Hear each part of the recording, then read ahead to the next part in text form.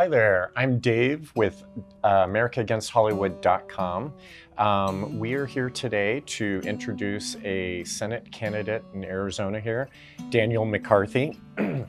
Thank you for joining us. Thank you. And we also have his chief campaign strategist, Steve Daniels, on board. We would like to expose him to you so you can see how he stands up against Martha McSally. I think you're going to find it very interesting. I think that after hearing what he has to say today, that you might even consider switching your vote. I know I did. I'm definitely going to be backing Daniel here over McSally. So with that being said, welcome. Thank you. And I'm wondering if you can tell our audience a little bit about yourself and elaborate into the differences, the key differences between you and McSally. Okay, so my background is a business background. For the last 17 years, I've been an entrepreneur here in Arizona. We've had remarkable success. I love the free market system. I understand the free market system extremely well. My wife and I are business partners. We have some remarkable businesses, one of which is Makeup Eraser, which is a global brand. That brand is the #1 makeup removal product in the world. We bring in tens of millions of dollars from around the world into Arizona. We also have a real estate organization. That organization did $1 billion, over $1 billion in sales in 2019. So my background, again, is not just a business background, but it's a high level of success in business, all headquartered here in Arizona.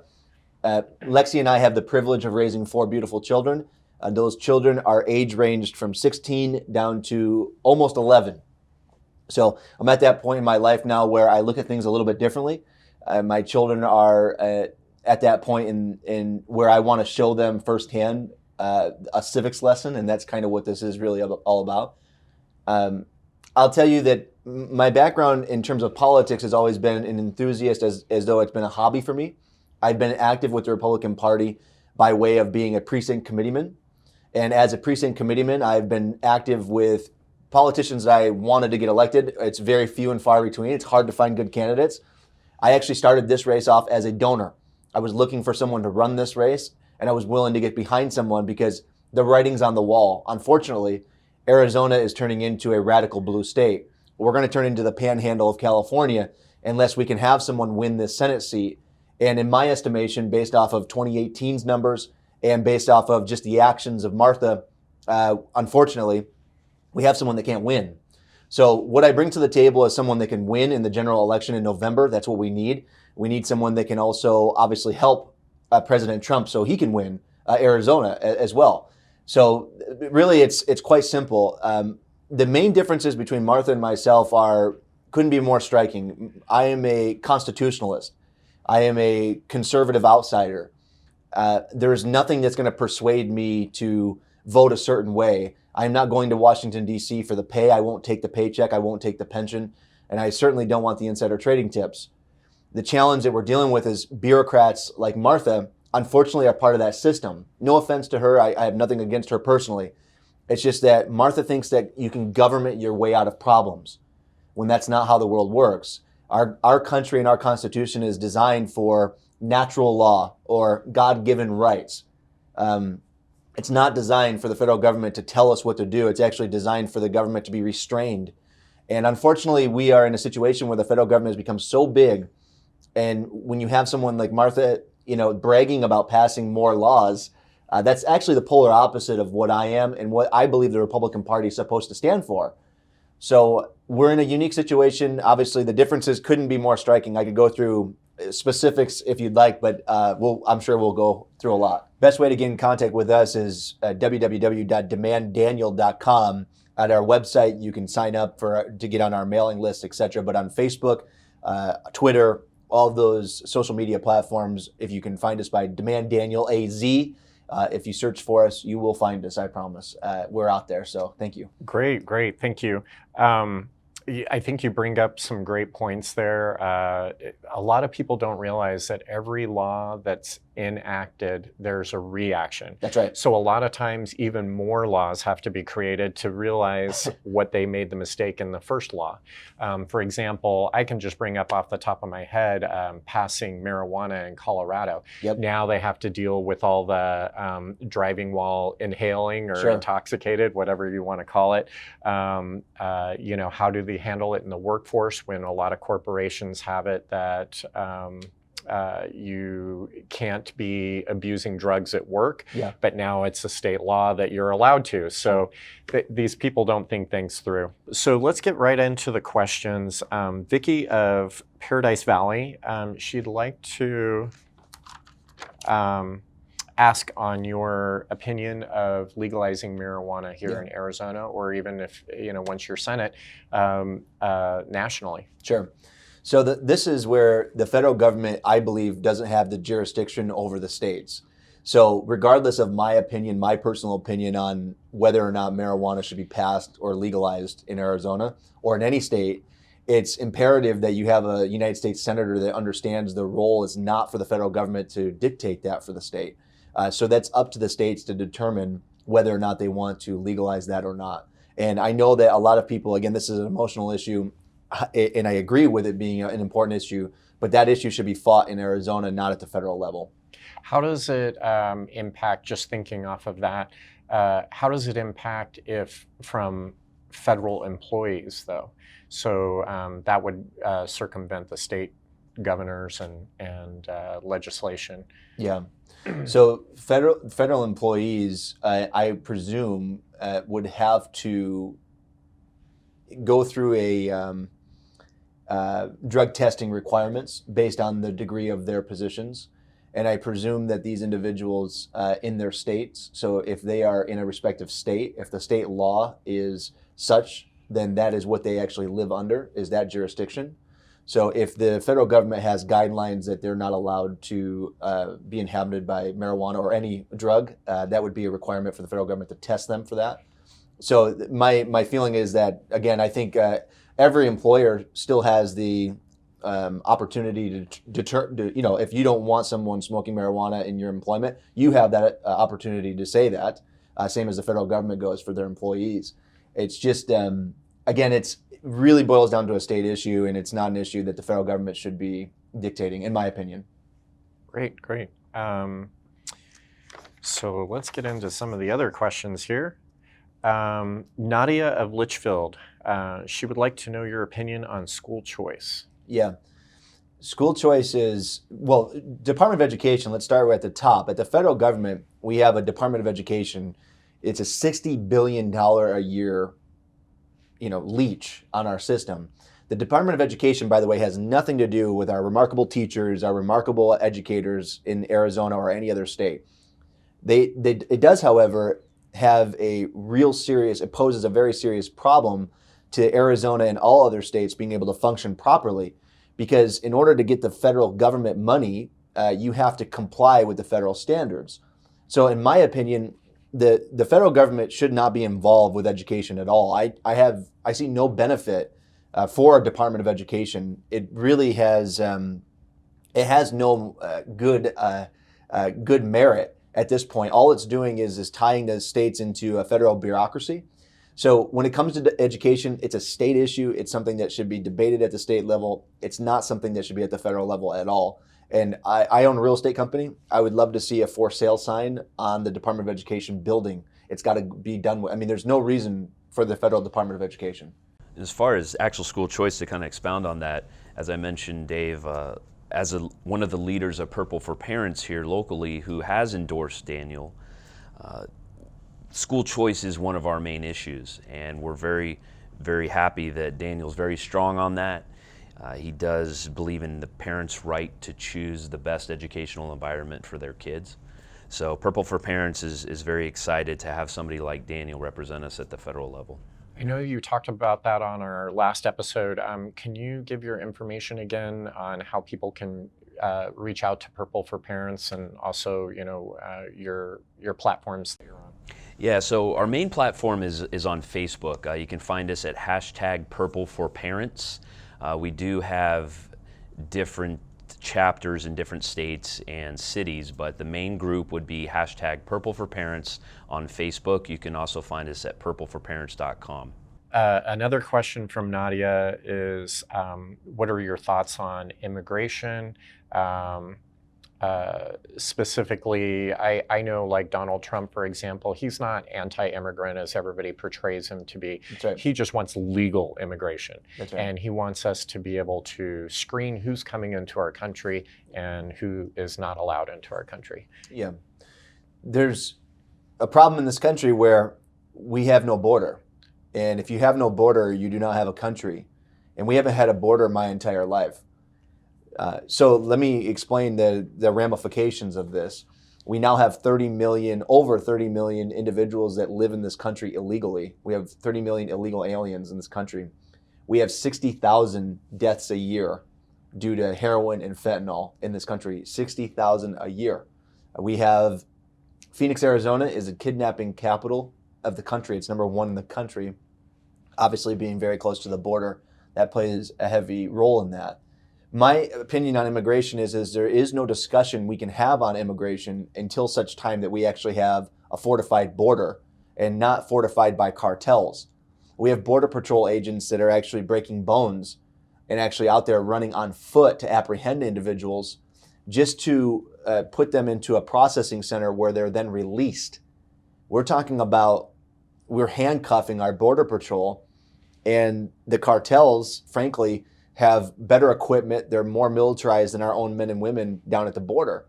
So in my estimation, there's really not much that we can talk about in terms of fixing the immigration system until we actually have a border, because we're just actually we're not fixing the problem. And this is a sensitive subject.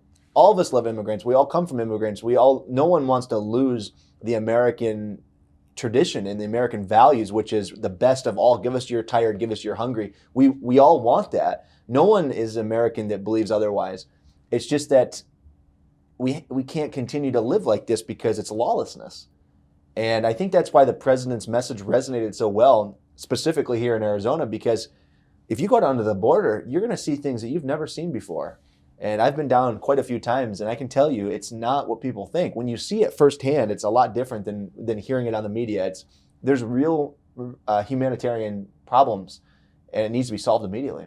It's interesting. I have a friend that grew up in Douglas, Arizona, Hispanic friend of mine, and he too talked about the open borders throughout his lifetime, saying that as kids they used to ride their bikes across the border freely and no issues. And he said that started to change in high school. He could start seeing the drug cartels having an influence, and he said sometimes they got the guns pulled on him when they went across the border. And here he is, a Hispanic, and off first sight you aren't going to know if he's an American or a Mexican citizen. So it was kind of interesting that he has that view that we need to secure our borders. Let me elaborate a little bit further on this. My message, the message of the United States Constitution, is for everybody. Race, creed, it doesn't matter who you are. And I think this issue becomes very politicized and very polarized when in fact it's very common sense. You can't run your home if your front door is open or all your windows are open. You have to have a border. If you don't have a border, you do not have a country. And we haven't had a country in terms of a border my entire life. So it's got to be fixed. It's interesting. A lot of arguments that that I hear from friends that are pro open borders, if you will, is, do you lock your own house? And a lot of them are like, of course I do. Yeah. Right. Or do you lock your car? Of course I do. Right. And it's like, yeah, but we need to do the same for our country. We need to invite people in that we want in. That's right. And who are law-abiding citizens. So going into our next question, it's Joe from Litchfield. He'd like to know your take on police and support of it or not support of it. Do you want to defund them? Do you want to fund them? Yeah. Tell a little bit about that. So the police force is some of the most remarkable people in our country, right? Because what they're doing is they are voluntarily, obviously they're compensated, but they elected to take part in that position where they are the thin blue line. They are a line that defends the public from criminals. And they've been politicized. unfortunately, leaders inside of the police department, leaders inside that world have been frankly corrupted. And we're now in a position where, just like a lot of federal agencies and a lot of local agencies, we now have leadership that has a political agenda rather than defending the public. Unfortunately, this is where I think the conversation gets a little bit more complex. And this is where, for your listeners, it's so important for you to understand where I come from. We have to stop burying our head in the sand.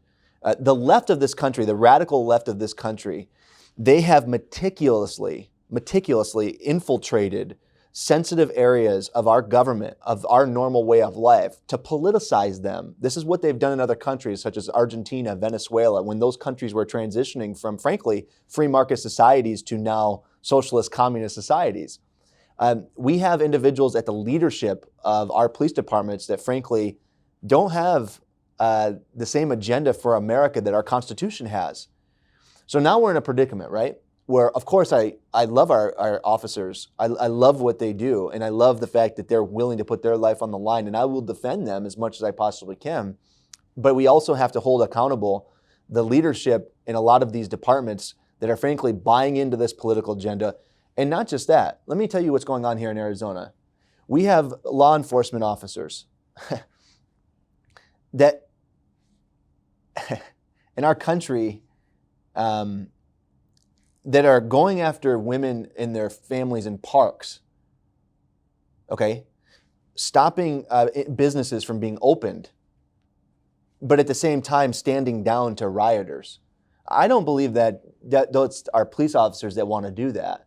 I believe it's at the top and instructing them to do that. So my encouragement to police officers out there is to explain that we have their back. The conservative movement has their back, of course. But there's a lot of politics being played now with the leadership, and I think we need to start eradicating some of those bad actors quickly. It's interesting. That leads to a question that I have. Is I've always felt like a lot of the mayors and governors have politicized the police. Yeah. So, for example, like Lori Lightfoot of Chicago, Sure. telling her people to stand down when the riots are there. And then same thing with Michigan. And then when the riots are over, they're begging the federal government for money. Yeah. So I really like Trump's stance on that. Like, nope, you did this mess and you're going to get out of this mess. What could you do on a federal level as senator Yep. that would help, for the lack of better words, to get the police departments to ignore stand down orders that are blatant crimes out there? Yeah. I don't know how to word it exactly. No, I get it. It's a complicated issue, and it actually is a little bit simpler than it can be made simpler. The sheriffs are constitutionally there for a reason, right? They're an elected. They're constitutionally able to stand up for the Constitution and stand down from orders that are incorrect from politics, right? So we need to elect very good sheriffs. We need to participate in getting the best sheriffs into office. And I can't tell you how important that is. Specifically in Maricopa County, that race is critical this election cycle because we have someone that is left running the sheriff's department right now of Maricopa County. So in my estimation, the best thing we can do is understand elections have consequences. We need to get the right people in those positions of sheriff, and we've got to get behind those people quickly. What I can do as a senator, though, is remarkable because a senator has a lot to do with the culture of a state. And that's why a lot of the corruption that's going on here in Arizona is going on, frankly, is because we maybe had some corrupt senators, right? And with me, what you have is you have an honest broker. You have someone that's going to call out bad actors.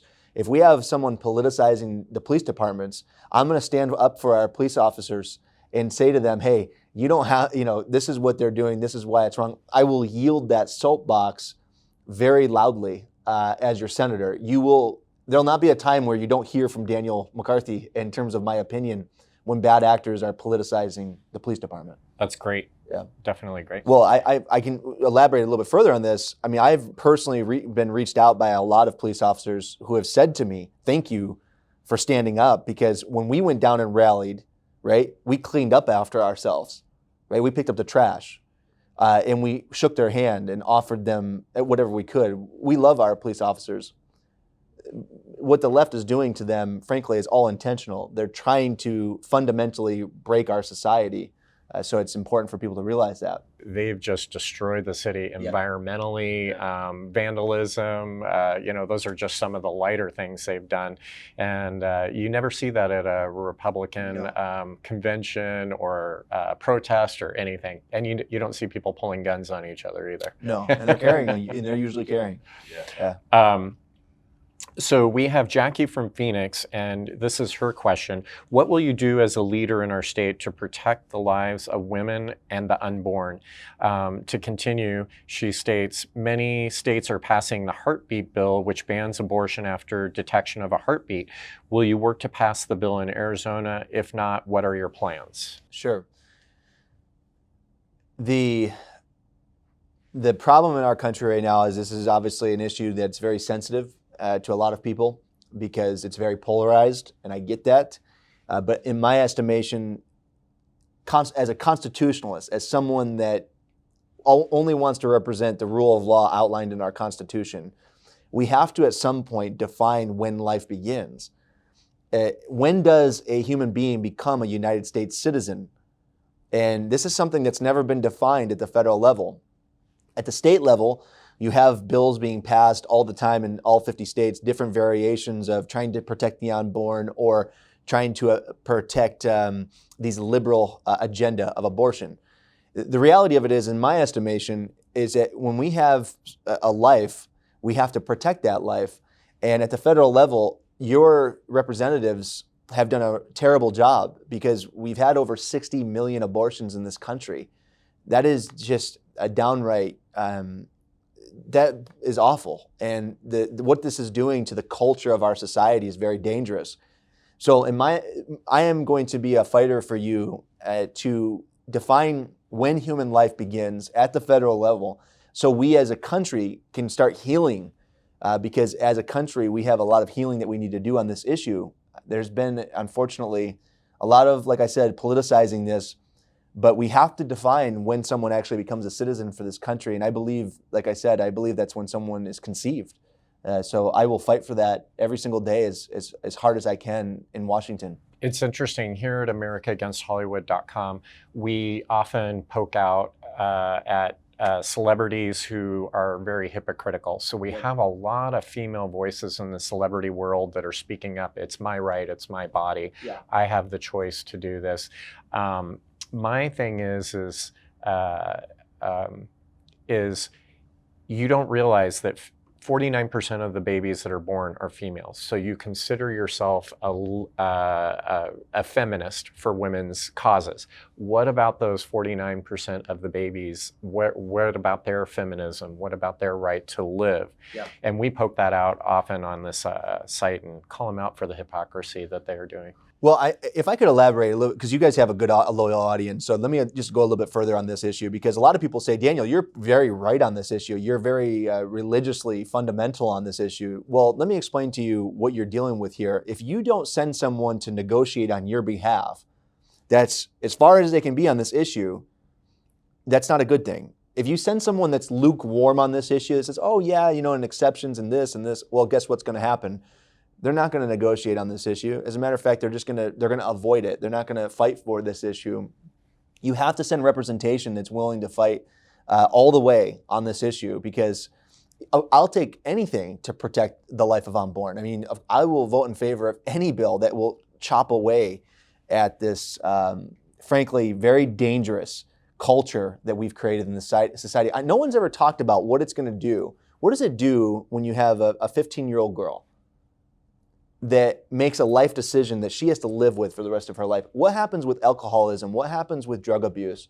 What happens with the mental anguish that puts on someone? Could there be depression as a result of that for someone making a decision that consequential?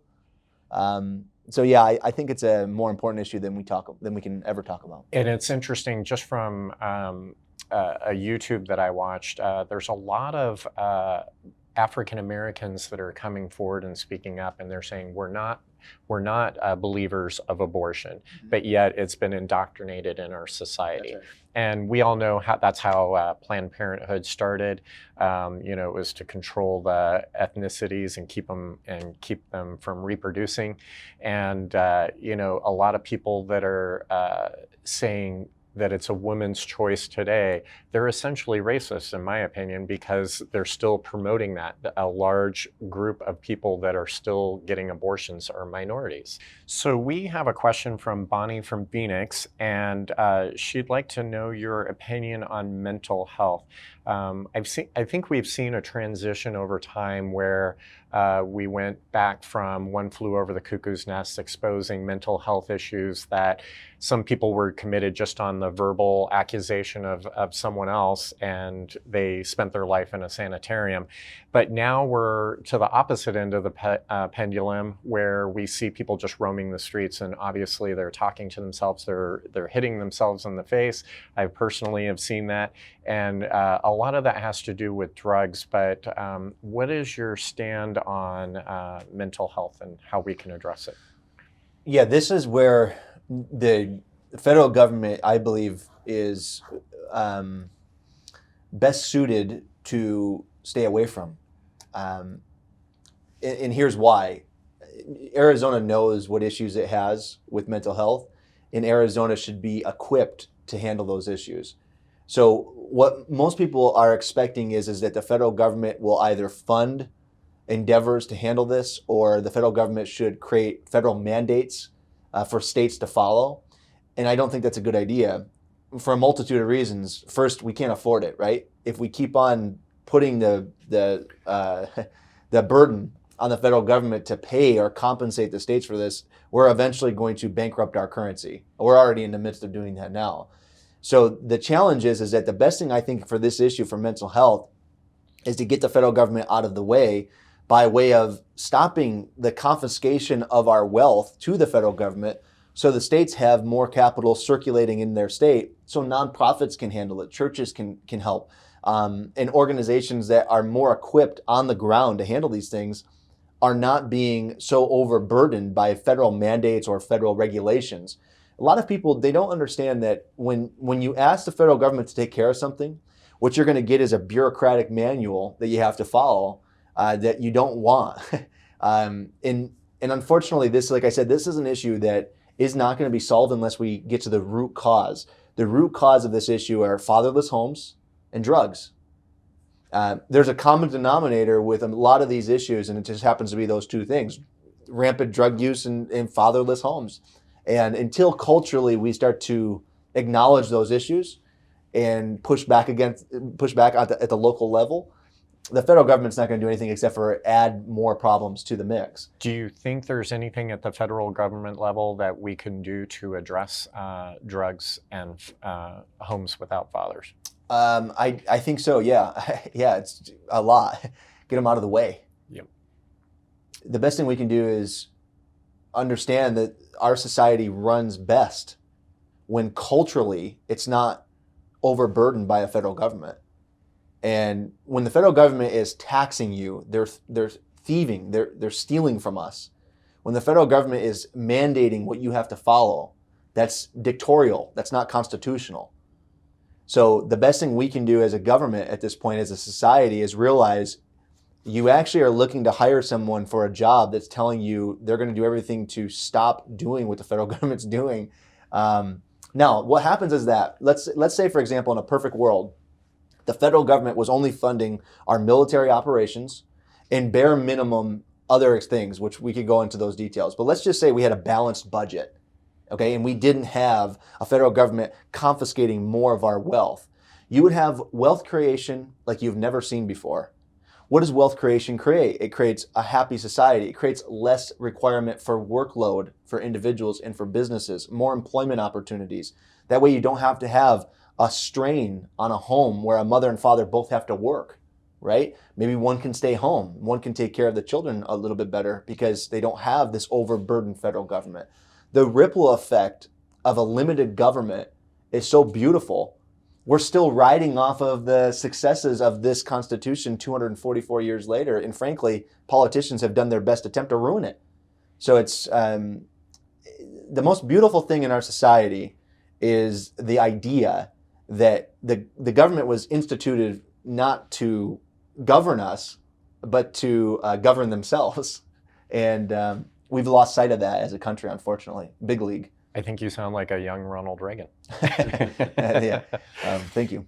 We have another question from Yvonne from Phoenix. What is your thoughts on religious freedom and kind of we're seeing an attack on it, just to elaborate off of her question, we're seeing an attack on it. It's especially with the COVID, we're willing to shut down churches, and yet we have liquor stores open. And I don't know if you know this, but like here in the Phoenix area, we have sex clubs that are open. Yeah. And it's like, okay, so why can't I go to a church even if I'm social distancing in a pew and I'm sitting 6 feet from someone, but yet you have all these other and marijuana dispensaries and everything open right now? Yeah. I will never be silent as this is happening. The fact that I am running for United States Senate is wonderful. It provides me with some pretty interesting cover. But if I wasn't, I'd be doing the same thing that I'm doing today. Constitutionally, we have God-given rights. They're natural rights. They have nothing to do. Nobody can tell us these rights.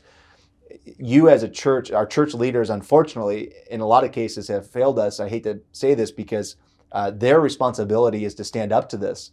The government cannot tell us that we cannot assemble to practice our faith. This is a sensitive issue for me. I grew up in a Nazarene church. I grew up in an environment where I was in church Sunday morning, Sunday night, Wednesday night.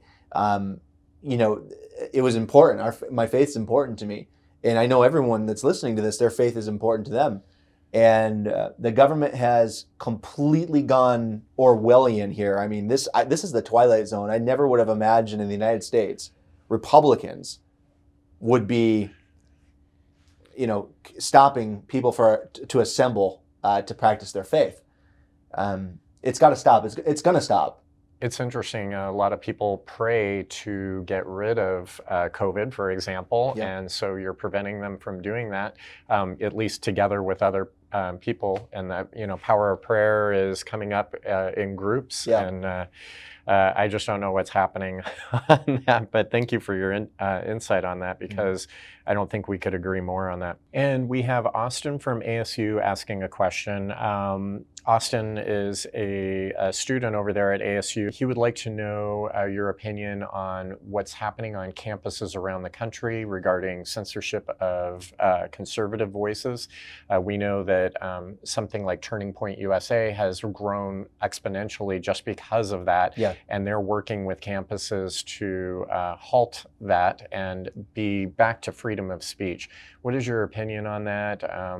Do you see any sort of legislation that you could lead to help protect that? So our higher education system has been completely radicalized. It's been used now for many years by the left, by the fringe left of our country, to indoctrinate and radicalize students. It is the most dangerous thing that we're doing as a country, because we're actually funding this by way of grants and by way of, obviously, student loans, which in large part are never going to be paid back. We have a student loan bubble. So again, this is an example of what happens when you allow the federal government to partake in areas where they should not be involved. The federal government should not be involved with funding students going to these liberal institutions that are being weaponized. So the best thing we can do at the federal level is yank their funding immediately and make sure that they're never funded again. The higher education, if it's something that you want to participate in, that should be a relationship between you and the college of your choice. Should have nothing to do with the federal government. You would see, by the way, if that happened, you'd see how quickly that bad actors that are censoring conservatives, they would lose their population of students. They would not have the funding they would need to survive, and they would dwindle away. As a result of propping them up with fake dollars, we're basically incentivizing the radicals of this country to continue to create an army of more radicals. So yeah, it's dangerous. By the way, Obama did this with the IRS.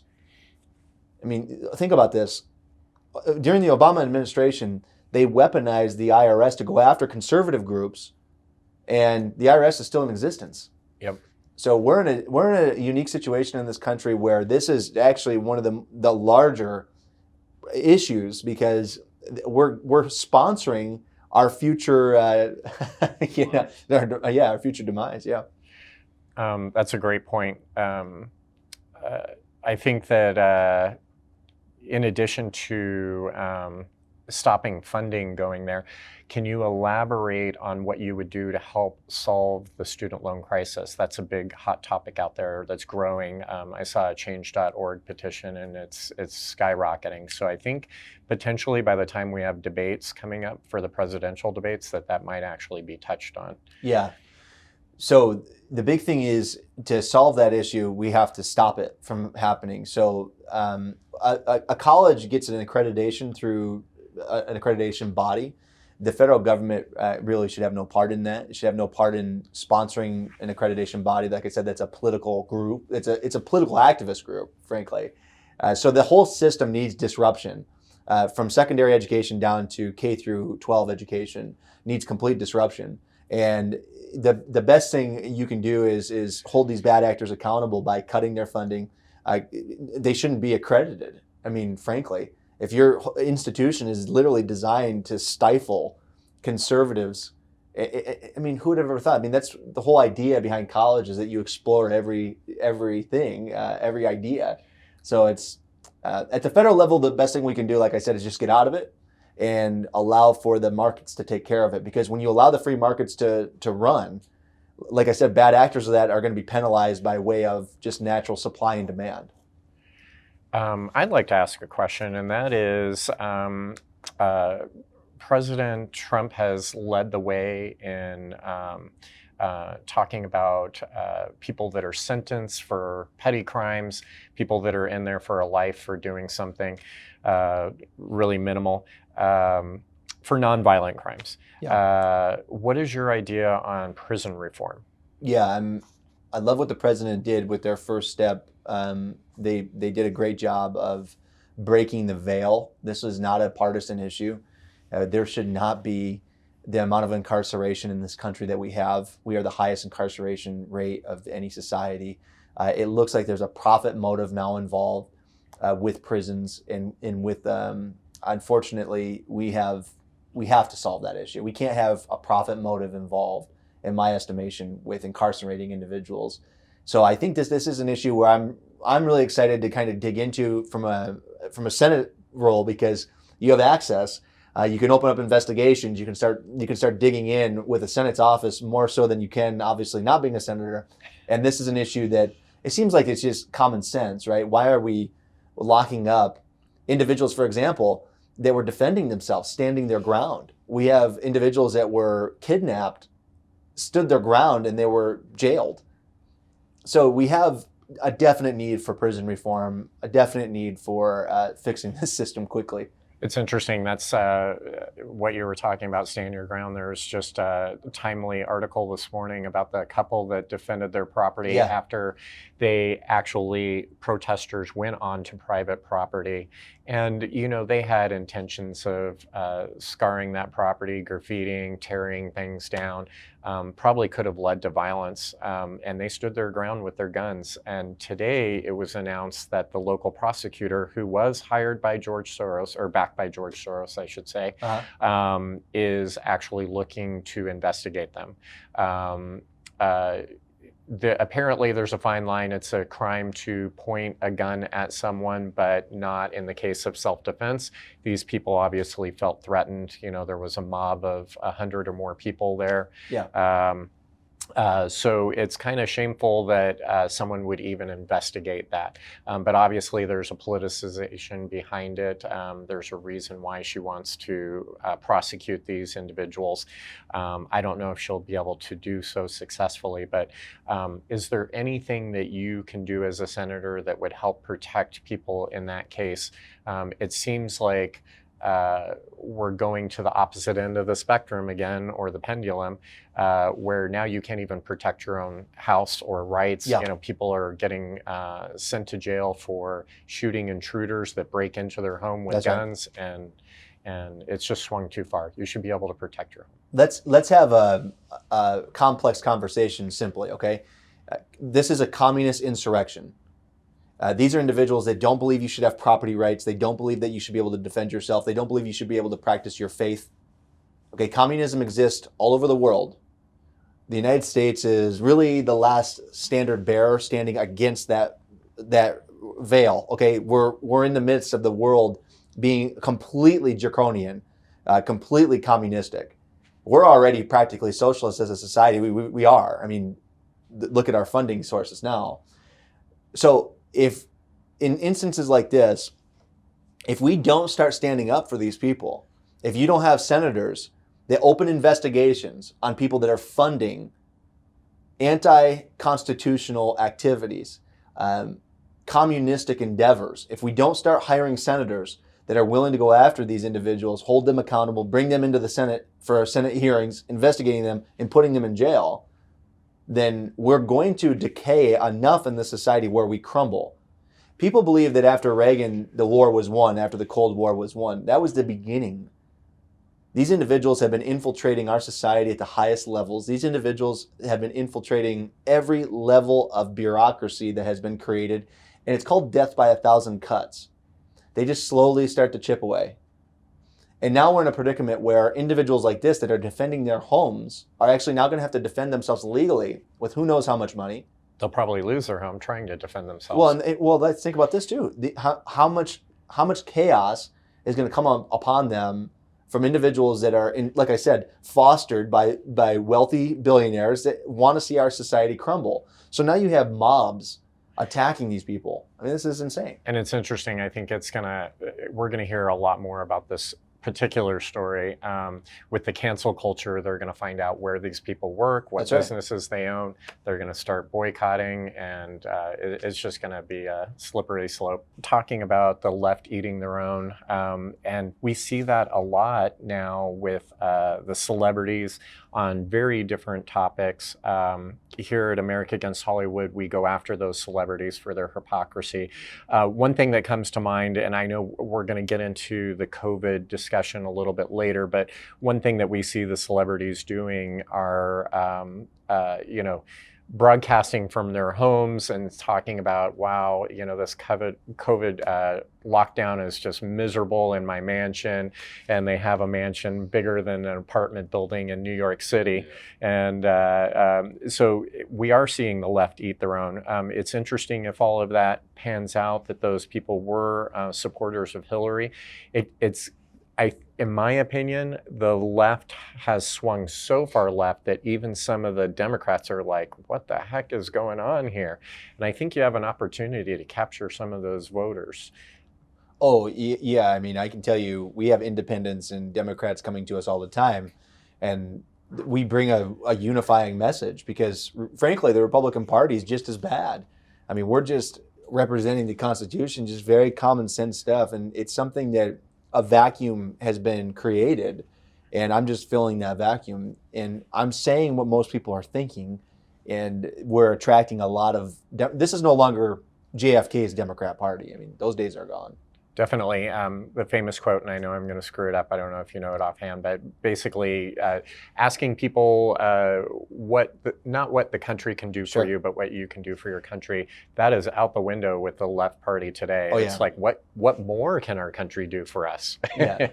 It's interesting to piggyback off of the eating their own. A lot of the liberals out there today are talking about how we should have open borders because it's a melting pot and we should have more influence here.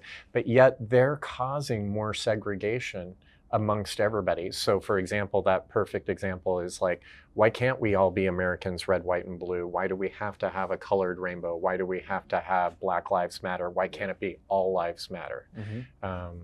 I don't know if you want to elaborate on that. Yeah, and people don't understand the history behind what a flag actually is, right? The flag represents, it's a symbol of you owning a particular area. So the United States flag, the whole idea behind a flag is that flag, we pledge allegiance to it. We are saying that we will defend our flag. And these individuals that are not willing to defend our flag need to leave our country.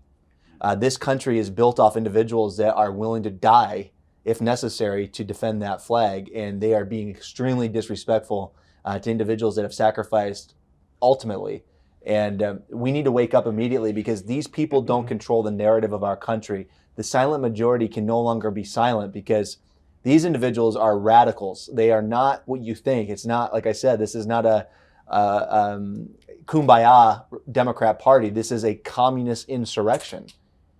These people will take over not only supply chains, they'll take over every way of your life. Argentina, Venezuela, like I said, all you have to do is go through those countries and look. We're going through the same things that they went through. And fundamentally, they changed their society. Argentina was one of the wealthiest economies in the world. And it's now chaos based on this radical agenda that's here on our soil. We have several friends that are from Venezuela, and they were able to escape. One of our individuals that we're friends with actually was able to escape with his life. So he was one of the student protesters against Maduro and Chavez, and actually had to go in hiding for 3 months, and not even his own family knew where he was at. They didn't know if he was already taken by the regime and being tortured in prison, or if he was missing, or if he'd even left the country. No one knew. And he worked with a local religious organization that was able to get him out of the country. I also have another good friend that left, when the economy started tanking. So I say to anybody that's in the United States, look at Venezuela. It's a socialism experiment that failed miserably. Oh, yeah. And a lot of people, they say, oh, it was just the economic downturn of oil. No, it's a power grab, because they are even changing the Constitution every couple of years to accommodate more power for Maduro. That's right. And one of the big things, we were talking about this on our last episode that Steve was attending, Saul Alinsky, one of the things is to take away the guns from the citizens, because if you don't have guns, you can't stop the government. And not to be a conspiracy theorist again, but you definitely should be able to match the government of what they have when they're going to come after you. So something that's a bit of a hot topic, and it seems like it's grown, it kind of fizzled out for a while, and it's grown back again, especially with all the Minneapolis activity that's going on, is the kneeling for the flag again. I wonder if you could touch a little bit on your opinion on that. It's a catch-22, because the flag represents so many people who fought for our country, whether you were Black, Hispanic, Indian, Native American, whatever background you came from, whatever religion you came from. We've had a lot of people fight for our country to keep that freedom. And now it's, in my opinion, it's an insult when they kneel to the flag. But really, you should only be kneeling to your God. You should not be kneeling in support of tearing down police and defunding police. They're people that are patriots also. They're just giving our freedoms back to us so we can live our lives safely. Yeah, the flag is representation of 244 years of an experiment that has allowed wealth creation that the world has never seen before. For all of its imperfections, which no society is ever going to be perfect, we have represented, I believe, the fairest and most just society in human history. It is not only disrespectful, it's blatantly politicized. They are blatantly doing these things to try to influence young minds, young hearts, to turn away from America and turn away from American exceptionalism. America is exceptional. America not only is exceptional, without America, I assure you, what the world will experience is something that the world's history has never seen. We are the safety net from the world going into complete chaos and complete demise. So when people are, disrespecting our flag and they're disrespecting what that stands for, they really don't understand what they're disrespecting. It's much more near and dear to guys like me. Listen, my brother, I'm here in Phoenix because my brother was stationed at Luke Air Force Base, right? My brother spent a year on the DMZ. My brother, I grew up with this man. when you're disrespecting that flag, you're disrespecting my family. You're disrespecting my community.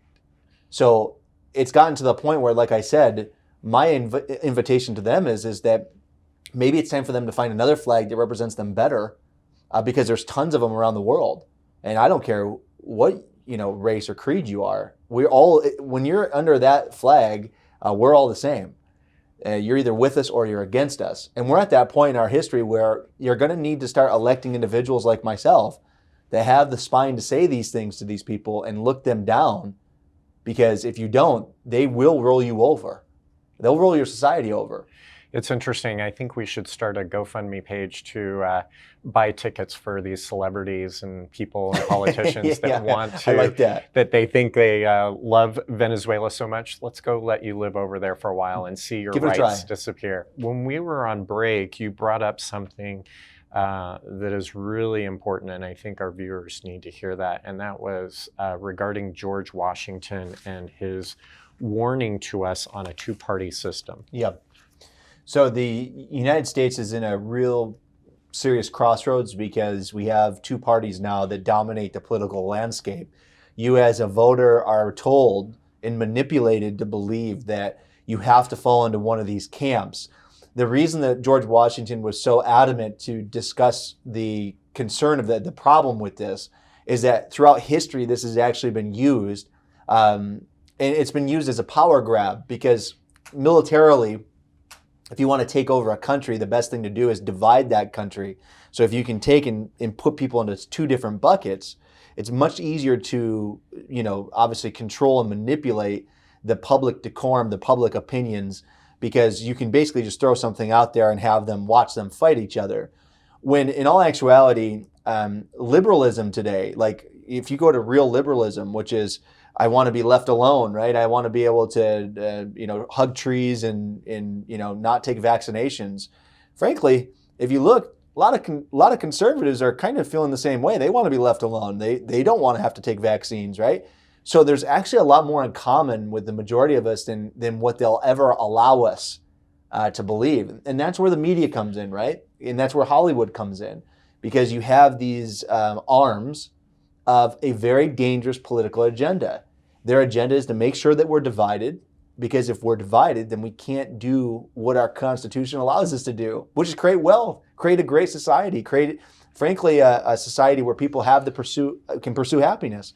It's really remarkable, and it's frankly very sinister as well that we've allowed that narrative to take control. We cannot allow Republicans and Democrats to control our political world anymore. That has to stop. It's almost become like a football game. You're for the Cardinals or you're for San Francisco. Yep. And people aren't looking at the message and the underlying issue. I'm really seeing it more than ever in this election. Trump has substance, and Joe Biden is swinging with whatever the wind blows. Yes. Here comes a person that did the '94 crime bill, who has used the N-word repeatedly, who was anti-gay, and now all of a sudden he's for all of those things, and just because he's running for president. And I'm surprised that his history wasn't researched more in detail back when he was Obama's running mate. Now we see how far he's come, and he's getting worse by the day. I don't know what your take is on the national election right now. I know you're a Trump supporter, but can you speak a little bit about Joe Biden? I think the best thing we could do with Joe Biden is act like he doesn't exist. He has no business being in the White House. The Obama administration was a Trojan horse that caused chaos at the federal level like we will never probably know how bad it is. Joe Biden is a dangerous politician, and I hope that Trump gets an opportunity to expose him the way I think he can, because the guy's a mess. I definitely agree. It's interesting because let's put the senility aside and all of his gaffes lately, calling his sister his wife and among other things, but some of them are some pretty serious gaffes, like if you ain't black or if you don't vote for me or you ain't black, whatever, I'm paraphrasing, I'm sorry. Things that are showing the true Joe Biden. And well, it goes deep, and this actually I think will answer one of your questions in regards to the Second Amendment as well. Or, this is someone that said that he would bring Beto into his administration. I don't forget these things. When you're talking about the Second Amendment, you're talking about a God-given right that we have to protect ourselves and to bear arms. So Joe Biden is extremely dangerous. This is someone that will literally bring in all the radicals underneath his administration, and you will have riots on the street like you've never seen before if that man wins the White House. So we're in a very dangerous time as a country. Joe is unacceptable as our president. And it's interesting, like I was saying, forget the dementia now, because to piggyback off of something that you were saying is that once he's in office, he's going to be a puppet. It's going to be the people in his administration controlling him. He can't even control his own life right now. Everybody's calling him Hayden Biden because he can't even come out and face the public. And he's doing a lot out of Hillary's playbook by, avoid press conferences, avoid the public, and I don't have to explain myself. Once I'm in, I get to do what I want to do. But I say let's go back in history just to some of the things that he's done. The '94 crime bill, he promoted segregation. These are things that I believe in people having a second chance, and they can actually change their ways. Maybe you were a racist at one point and you're no longer, but the gaffes today still expose his racism from the past. And that's more dangerous to me than letting himself become a puppet.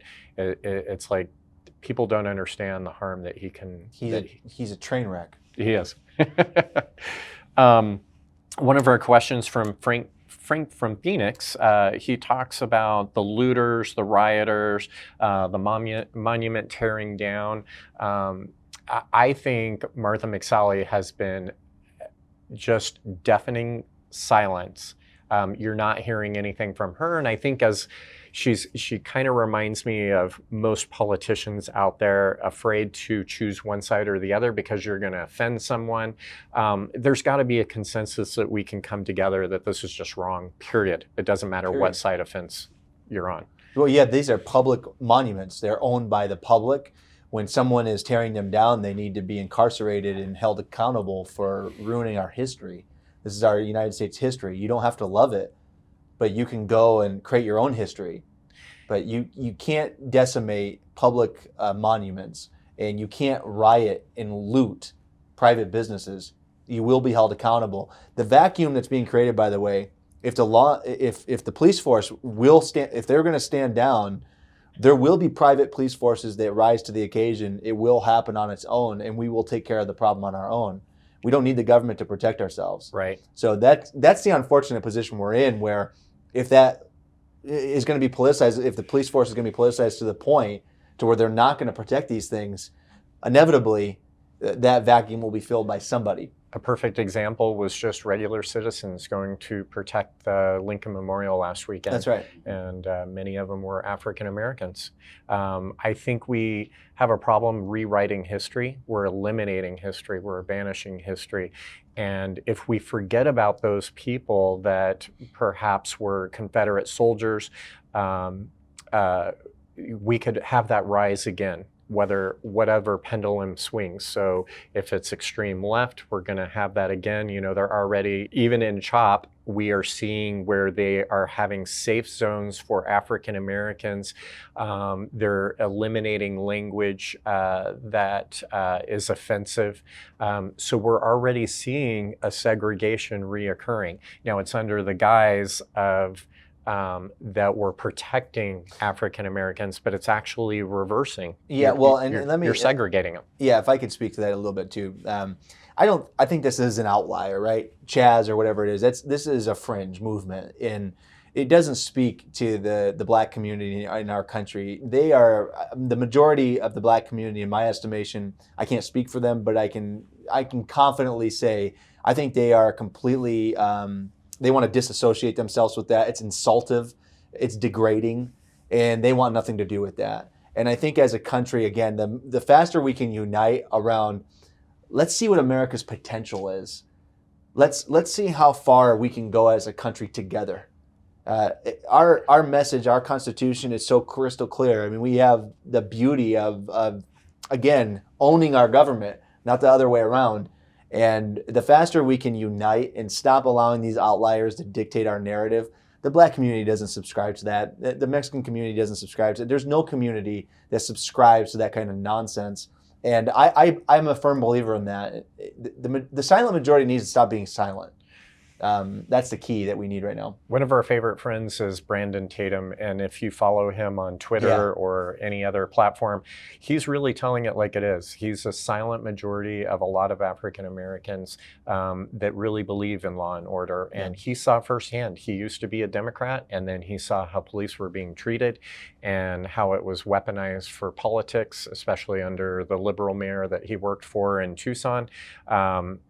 He's finally speaking up, and he's become a great voice for the African American community. One thing you brought up, Dave, is that Martha's been a little bit weak, or a lot weak, as it relates to this issue about the riots and Black Lives Matter, and really not taking a strong stance.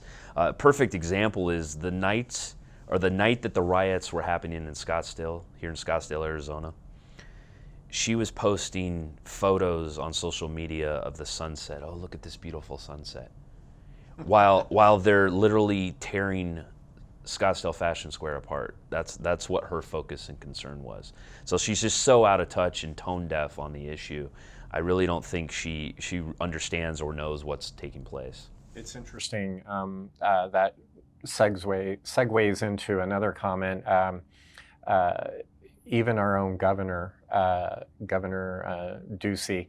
I was getting texts early on in the day starting at 11 a.m. and they were from people that were capturing Black Lives Matter off of Facebook, talking about how they were going to go to Scottsdale Mall and riot, and also how they were going to riot downtown. And I remember Governor D.C. had, and I'm paraphrasing again, but his tweet to his followers was, "This won't happen in Arizona. It absolutely won't." You know, he sounded tough. He sounded like Charlton Heston and the NRA. You know, he was going to protect us. Well, I happened to be downtown that Saturday night, and the establishment that I was in actually said, "Hey, we have a warning here. The riots are a block away. We're going to bring our roll downs. You're more than welcome to stay or leave." And I chose to leave because I was like, I don't want to be trapped in a building that I can't get out of, and in case they're throwing Molotov cocktails or anything. But maybe you can speak a little bit more on how you think things should have been handled. Yeah, this is simple. The police should have been unleashed to handle the issue. They should have met this resistance with overwhelming law enforcement. They were breaking the law, they were violating the law, and they should have been met as such. Peaceful protest is wonderful. Everyone's allowed to peaceful protest, but as soon as you start to riot and infringe on our rights, then you should be held accountable. What I think should be done now is we should be mobilizing private individuals. There used to be a militia in this country. That is something that I believe strongly is needed. I believe that there is a need for a second or a fourth branch of the government, which is a branch of private citizens that are united to protect our land. And that is something that unfortunately is a reality that we live in today. And I know this is kind of foreign to a lot of people when you hear this, but we need to empower our private citizens that know how to use firearms very well to protect our private communities. We don't want to militarize the police force. We don't want to militarize our land with the actual United States military on our land. So the only way to avoid this is by empowering the private sector, the individuals, to say, hey, you got to take care of your communities. And we can do it quite well. I'm confident in that. And that's, sorry, just to expound upon that, that's actually the constitutional solution.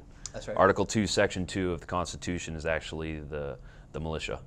And we're not to have a standing army, to Daniel's point, in our country. We're not to have the army occupying our land. And then you also don't want to militarize the police force, as he states. So it's the constitutional militia which could be the solution. We have another question from one of our viewers, Gina Janukian. What would you do to combat sex trafficking and the exploitation of children? She goes on to say there's an epidemic in this country for sex trafficking. The first thing we must do is stop charging crimes against the victims and instead increase the punishment for the sale and purchasing of sexual services. Children in foster care pose a significantly higher risk of being exploited, so we must increase the support teams for foster parents and social workers to ensure children are being protected at home and while in the care of DCFS.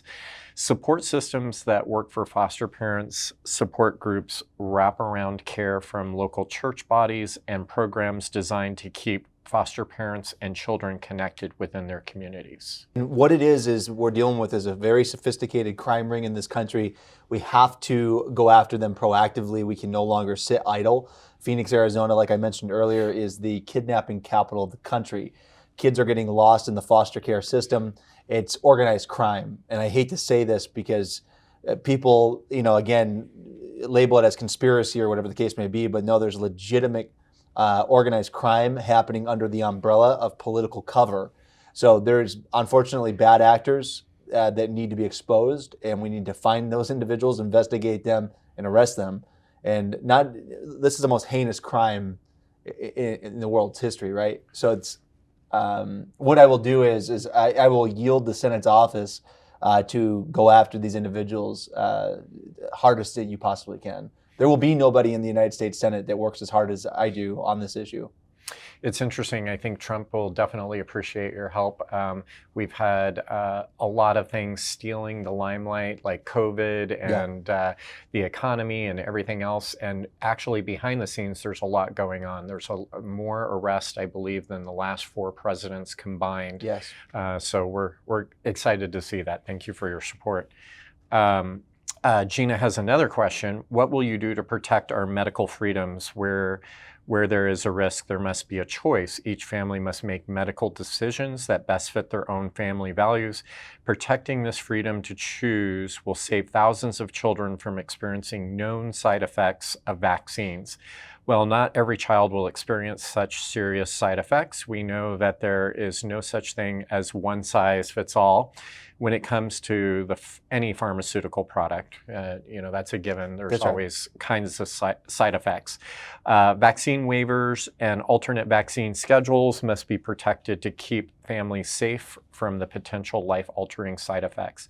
The U.S. Vaccine Court has paid out $4 billion for vaccine injuries and deaths of its citizens. The risk is proven, so there must be a choice. There must be a choice. And in this country, we cannot stand while the government tries to require individuals to be vaccinated. It is a choice that every parent can make on their own accord. I am a huge fighter for medical freedom. You will not have someone that will stand. That's a hill I'm willing to die on. And like many of the hills that we have. But this is something that I will fight for like a rabid dog, I assure you. We have another question, and this one's pretty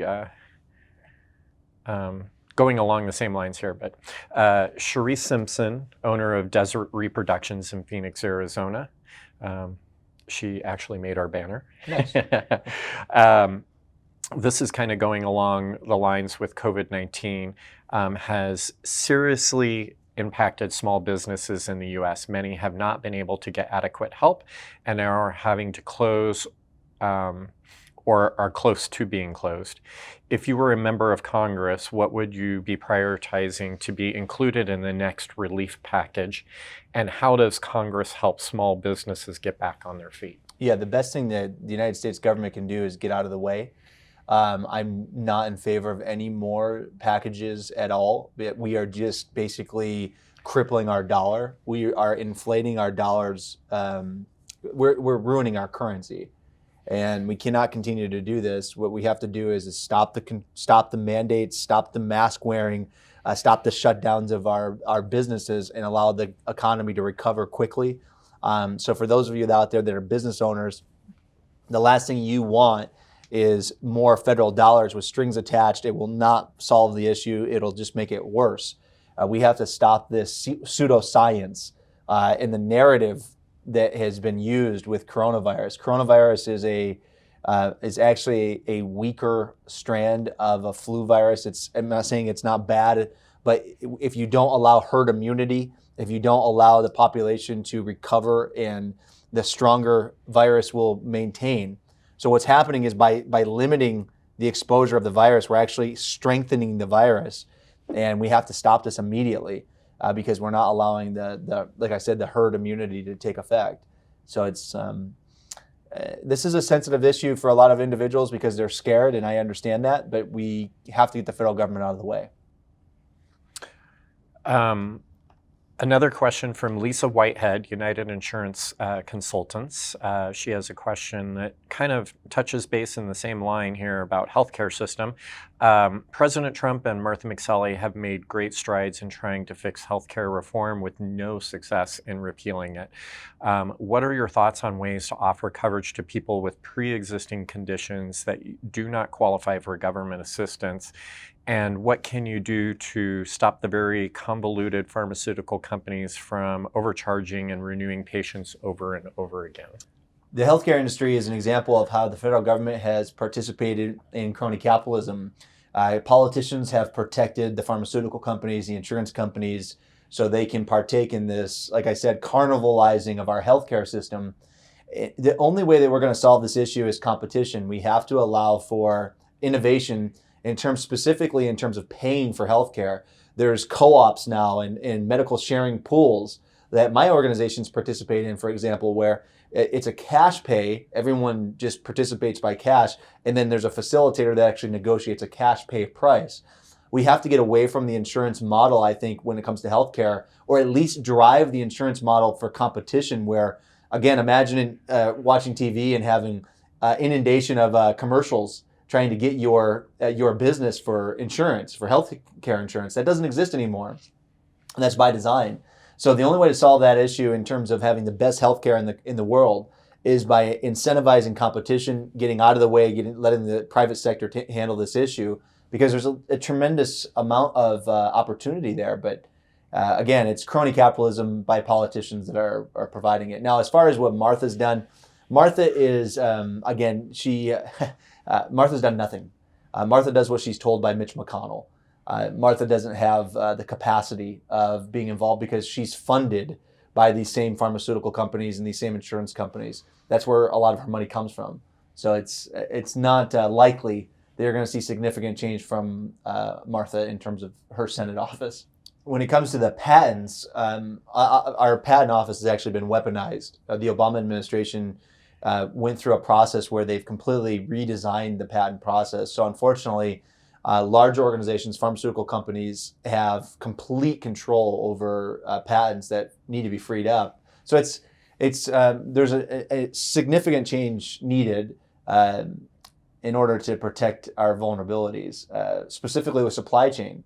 I mean, now we have our antibiotics and very important medicine all manufactured overseas, and that has to change as well. So there's a tremendous need for change in the healthcare industry. Our next question is Paul Schomer, owner of restaurant Pita Soubli in Chandler. He asks, Martha may not be a conservative as some of us would like, but in this day and age in Arizona where the voters chose Kristen Sinema last time around, can we afford to lose a seat to a newcomer? How do you think you can gain enough support to defeat Mark Kelly in less than 100 days? Sure. So the August 4th primary provides Republicans with an opportunity you have not had in a long time. You could propel someone that has a story and a track record of success. By propelling me past this primary on August 4th, you will have created so much momentum that no Democrat machine can stop it. We have 2.6 million gun owners in the state of Arizona. They will stand behind us in our candidacy because we will stop red flag laws, stop border protection laws, all these things that Martha's in favor for. There's a reason why the grassroots and the constitutional conservative movement will not get behind Martha. Martha cannot win. The math won't allow for her to win. So the challenge that we have as a party is that by not propelling me past this primary, you are basically sealing our fate as a state where she will lose another Senate seat. She got less votes than the mine inspector last time. Our governor won by 14 points in 2018. She lost by 2. That's a 16-point spread. She was rejected by the voters, and a lot of them were conservatives that frankly protest voted against her. They will do it worse this time. I'm not saying this to alarm you, but there was a reason I got into this race in September. I've done 60,000 miles across this state. I've circled this state now more times than I can count. I've gone through every corner of this state. I will represent you like you've never been represented before. Mark is easy to beat. He is against our gun rights, and I can stand and face him and strategically dismantle his arguments. So my argument to anyone with those questions are, what risk do we have by not advancing me past this primary is already a foregone conclusion. Whereas if you send me past the primary, I will win, and we will break the Democrat Party here in Arizona. They will not recover for at least 2 election cycles after we're done with them. I will live in that man's head rent-free for the rest of his life. It will be fun to watch. So please give me the opportunity, because we're ready for it, and we can handle it quite well. Our next question comes from Dr. Anthony Young. It's a pretty lengthy one, but let me go through it quickly here. My name is Anthony Young from Phoenix. I am an Asian endoscopic surgeon who immigrated from China in 1949, who is proudly disruptive and disparative to traditional surgeons who can or do not perform the surgery that I have promoted and evolved successfully to the extent of where I offer a warranty for my surgery. I became successful like you with scientific innovations as well as hard work protecting my entrepreneur spirit. I am concerned that your late entry into the race will only take away votes from McSally and President Trump, who I strongly support. Why do you think you can help keep Arizona red in November? Please convince me if you can, when I already just disparage my fellow Asians who are 75% Democrat when they should be Republican. As most have the same work ethic as you and I, we should fight to keep America from turning too far left with the support of socialism and politics above country. I am skeptical of the timing of your late entry into the November election. Would you like to go ahead and answer that? Well, I've actually been at this now since September 1. That's something that's been concealed very well by the establishment and by the news media, which has been sabotaging my campaign since the beginning. The reason why is because I pose a very dangerous threat. My entry into this race was a necessity. There is a vacuum that's been created by the absence of leadership and conservative values that many have come to this state to expect. Many of us are political refugees from other states, and we came here for the Barry Goldwater culture that we believe that Arizona represents. So what I would say is that we will actually be able to help the president here in Arizona, where Martha is actually a drag on him.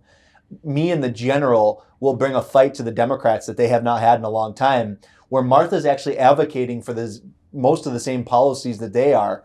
The Republicans and Democrats have basically morphed into one party. They can act like they're separate, but when they govern, they really pass the same things. So what you're going to find with me is a stark contrast, a very stark contrast to this radical agenda that Mark represents. Mark is a Marxist. I call him Marxist Kelly. You need someone that can fight him and beat him logically, not his character.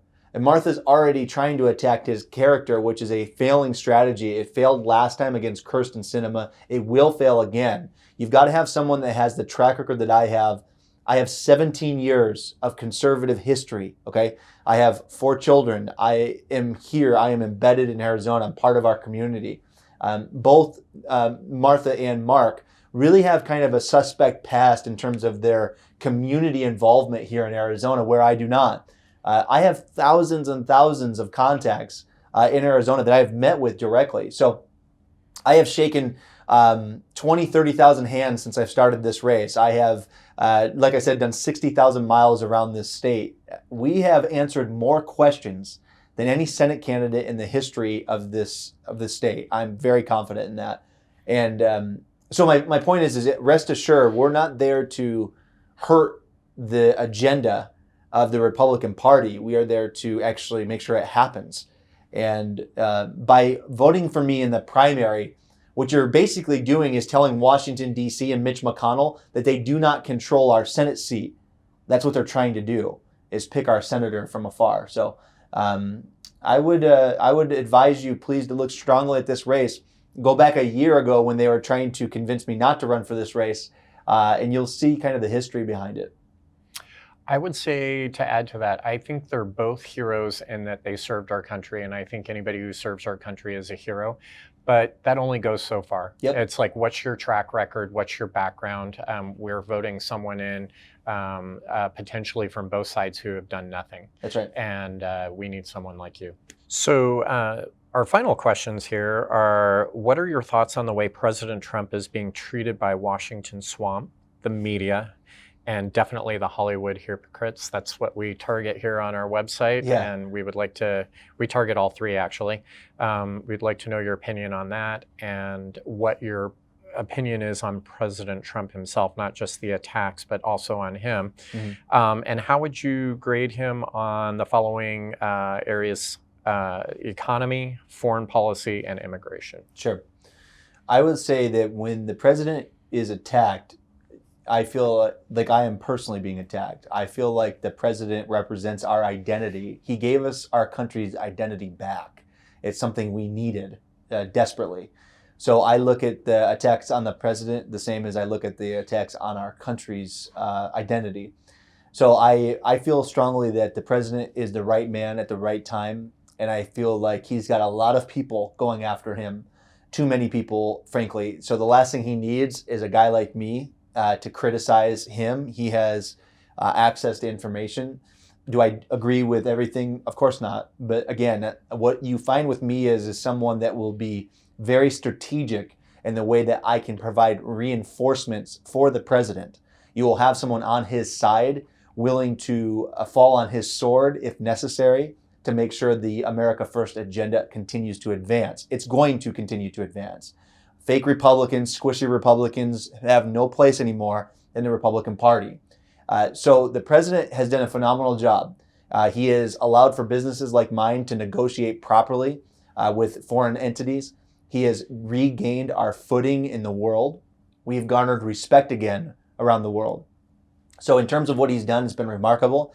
He's been now faced with a very strategic attack. This is a scam. This is hysteria with coronavirus. We are in the middle of a war. This was a torpedo, and it's imperative that we send reinforcements to him in Washington, D.C. to unwind this mess quickly before it escalates out of control. So this is a lot more than just a Senate race. You are actually sending reinforcements to the President of the United States, outsiders, conservative outsiders. That's what I am. I'm a business guy. This is a last resort for me to jump into this race. We cannot lose another Senate seat. So my grades for the president would be impeccable, considering the circumstances. I don't know if any other human being, frankly, at this time could handle or tolerate, frankly, what they've gone after him with. God bless him and God bless his family. And I look forward to serving in the United States Senate with him in a separate branch of the government. So it's going to be a lot of fun. Again, this is Dave with AmericaAgainstHollywood.com, and we hope that you'll visit our site. We're on various platforms: Facebook, Twitter, Instagram, plus our regular website. Definitely like and subscribe and share. The more you share our content, the more it gets out, the more votes we can get for Daniel here. We would be appreciative. Also, if you have any questions for us here at AmericaAgainstHollywood.com, you can email us at info@AmericaAgainstHollywood.com, and we'd be love to answer any questions that you have regarding this and other topics. Also, I'd like to thank you, Daniel, for coming today. We greatly appreciated. Like I said before we started, is I was going to support Martha, and you've definitely switched my vote. Thank you. Is there anything you would like to mention as outgoing? Yes. Listen, this is an emotional race. but it is the most important Senate race in the United States. We have to propel someone that can win, and not just win, but break the Democrat machine. I can do that. I look forward to serving you. I'm asking for your support. I'm asking for your vote, but you will have a senator like you've never had before. I will set a new bar in terms of performance for a United States Senate office. You'll be very pleased to have me as your senator, and I look forward to serving you. This is a remarkable opportunity for my family, and we look forward to it. If I may also just recommend, visit my website, demanddaniel.com. Demanddaniel.com has all of our platform, all of our resources, but thank you very much for the opportunity to serve. I'd also like to thank Steve for joining us. We know that we commandeered most of the conversation, but we were glad for your input as well. No, I appreciate it. And if anyone has any questions for me or needs to get more information on Daniel as well, you can reach me at steve@demanddaniel.com. Again, that's steve@demanddaniel.com, and please visit the website, demanddaniel.com. And also your other organization, Purple. So Purple for Parents, again, visit us on Facebook, #Purple for Parents. It's a Facebook group, and you can get more information on our organization. Thank you both. We greatly appreciate it. Thank you.